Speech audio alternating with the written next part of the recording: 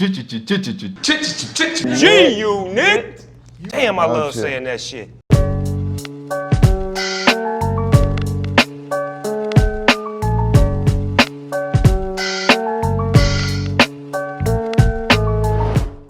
What's going on YouTube? I am Isaac. Welcome to the channel. I'm glad you're here. If you're new to this channel, I talk hip-hop, sports, fashion, anything dope you'll find here. Today I'm going to be reviewing G-Unit's classic debut album, Beg for Mercy. The album came out on November 14th, 2003, which was also 9 months after the monumental Get Rich or Die Trying came out. Beg for Mercy debuted at number 3 on the Billboard 200 and also sold 377,000 copies in its first week and is now certified double platinum. 50 had the rap game in his hands at this time, and now it was all about the world getting to know the rest of the unit on a mainstream level. You had the quiet assassin Lloyd Banks, you had Young Buck's crazy country ass, you also had Mr. Can't See Me himself, Tony Yayo. I think it was so funny that, this whole thing that Yayo used to do was because he didn't want the feds to see him when he was doing that in the videos because he was on the run. That's like the funniest shit ever, man. G-Unit really held Yayo down when he was locked down. You know what I'm saying? I love how they were always saying his name at the shows, wearing his t-shirts and just getting his name out there so when he returned, he wasn't like an afterthought. Like he wasn't a foreign name to people, so they knew who he was. The Game signed with the unit after the Beg for Mercy album release, so that's why he wasn't like rapping on the album. Although he was in the music videos for Wanna Get to Know You and Poppin' Them Thangs. I'm gonna bring Yayo up again, but he said that Game shouldn't be considered a part of G-Unit's legacy, and I just didn't agree with him because if Game isn't a part of G-Unit's legacy, then is Young Buck also not a part of G-Unit's legacy as well?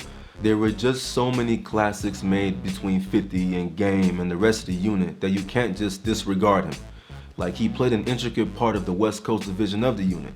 I get why Yayo would say that because he's like the most loyal cat to 50 Cent I ever seen, but that's still a wild thing to say. They were for real, they all really lived that life, and truthfully, they were all a bit off, all the screws weren't on tightly. I read an article not too long ago about how the main members of G-Unit had all been shot before. We all know about 50 getting lit up like a Christmas tree. We know about Game and Buck and Banks, but the person I'm not too sure of is none other than Tony fucking Yayo. So get in the comment section to help me out with that. It's so crazy. It's almost like to be a part of the unit, you have to have almost lost your life before. I'm not insinuating that being shot makes you tough, because even suckers can get shot. But in hip hop, we care so much about those real life stories, those near death experiences. That realism helps to give your words some weight, you heard me? There's classic track after classic track on here. You got Lay You Down, gangsta shit. I Smell Pussy, Footprints, I'm So Hood, My Buddy. This shit don't make sense, man, it's crazy. Fifth's phenomenal songwriting prowess is heard all through the album. He had a huge hand in it just by looking at tradition and what he's done, what he continues to do. On every hook on here, every hook just sticks. I remember hearing Banks on the Joe Budden podcast talk about how instrumental 50 was in helping him improve his hook game. I would really love to know about the many dope songs 50 has written for people, different cats in the industry that nobody really knows about. That would be very interesting to know. I gotta shout out Young Buck because damn near every verse he had on Beg for Mercy was memorable. His energy, that southern flair was definitely felt, and his pen game has always been underappreciated. That line in Stunt 101 when he was like, come on now, we all know gold is getting old. The ice in my teeth keep the crystal cold. That shit was the hardest thing to me, man. I love that. If I had to pick my favorite song on here, it would most likely be Salute You. I probably listen to that joint the most.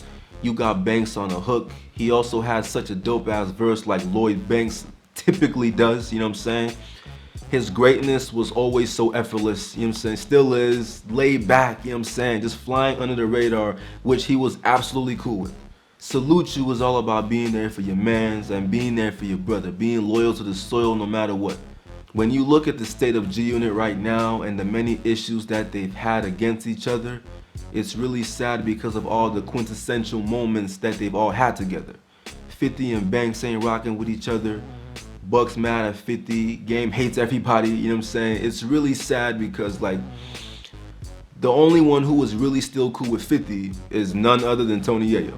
You have to applaud any group of artists who come together, you know, pause, and are still close, you know, throughout the years, right? Because it's extremely difficult to stay together. I don't know if it's the money or the egos or the bitches, or I don't know what it is, but it's very unfortunate. The only songs that I wasn't really fucking with on here was the love songs, man. Like, I don't know why. Normally I love them, you know, 21 Questions, Pimp, later on with the Candy Shops and the Just a Little Bit. I'm all for those, but like on this album, I didn't like songs like Smile, Groupie Love, Wanna Get to Know You. I just didn't like them. I hate to say it, but it's just what it is.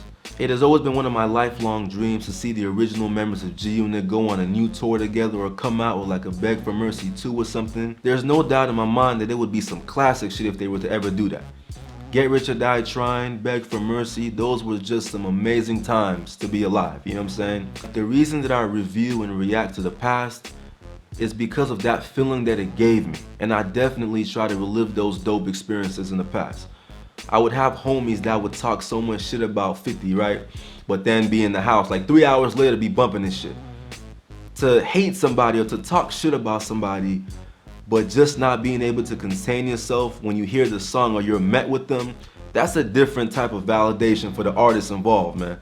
If you've never listened to this classic album, please get on Spotify, Apple Music, YouTube, whatever. Go press play, you will not regret it, and you will totally understand 100% why people like me are stuck in the past.